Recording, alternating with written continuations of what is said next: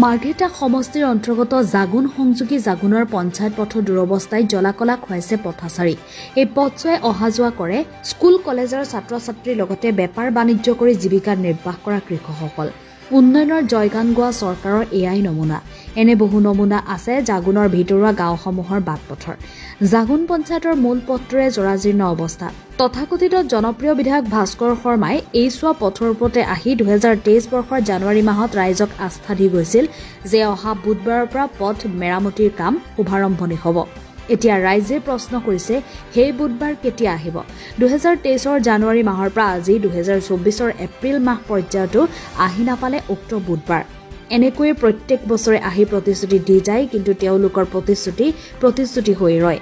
ভুক্তভোগী ৰাইজৰ আহ্বান পথছোৱা যাতে অনতিপলমে মেৰামতি কৰি যাতায়াতৰ বাবে সুচল কৰি দিয়ে। প্ৰথমতে সকলো সংবাদকৰ্মীক মোক ধন্যবাদ জ্ঞাপন কৰিছোঁ। আৰু চাওক, এই পথৰ অৱস্থা যিটো আছে, কিন্তু এই পথত আজিলৈকে কোনো বিজেপি কৰ্মী হওক বা কংগ্ৰেছ কৰ্মী হওক বা অগপ কৰ্মী হওক কোনোৱে আজিলৈকে চকু দি পোৱা নাই। আমি কংগ্ৰেছৰ কাৰ্যকালতো চালোঁ, এই পথ যেনেকুৱা আছিল তেনেকুৱাই আছে। বিজেপিৰ কাৰ্যকালতো এতিয়াও চাই আছোঁ, কিন্তু এই পথ আজিলৈকে কোনো নেতাৰ চকুত পৰা নাই। আপোনালোকে এই নেশ্যনেল হাইৱেৰ পৰা মাত্ৰ 200 মিটাৰ দূৰত্ব গ'লে মানে আপোনালোকে তাত গাঁও পঞ্চায়ত দেখিবলৈ পাব।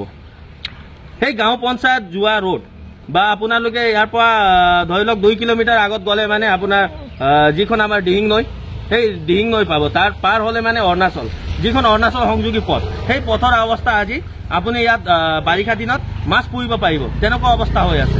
এই পথত ইমান ডাঙৰ ডাঙৰ খাল আছে যে আপোনালোকে ইয়াত দেখি ভাবিব নোৱাৰিব যে এই পুখুৰী হয় নে ৰাস্তা হয়।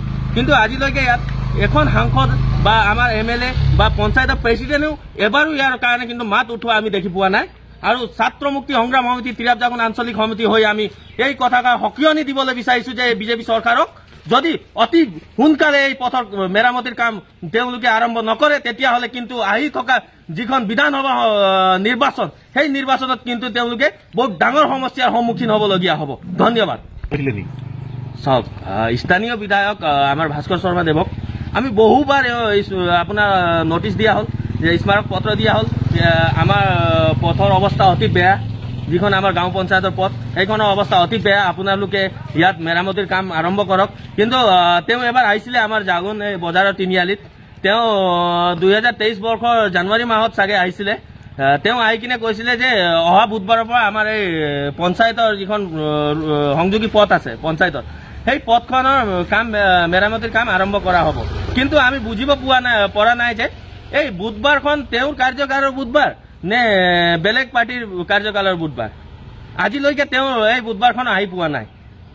আৰু আমি অতি দুখিত যে আমি এই বিজেপি চৰকাৰক আমাৰ যিখন আমাৰ ৰাইজে যেনেকৈ তেওঁলোকক ভোট দি জয় কৰাইছিলে, কিন্তু তেওঁলোকৰ সেই সময়ৰ যিখন সেই সময়ৰ আপোনাৰ ছবি আছিল, সেই ছবিত কিন্তু আজিৰ সময়ত চালে মানে তেওঁলোকৰ ফুপুলা স্বৰূপ। এই ফুপুলা স্বৰূপ চৰকাৰে কিন্তু আজি আমাৰ ইমান দয়নীতি কৰি আছে, ইয়াৰ কাৰণে আমি কিন্তু বহুত দুখিত। ৰাস্তাটো অৱস্থা একেবাৰে শোচনীয় অৱস্থা, আপুনি কি ক'ব এই সন্দৰ্ভত?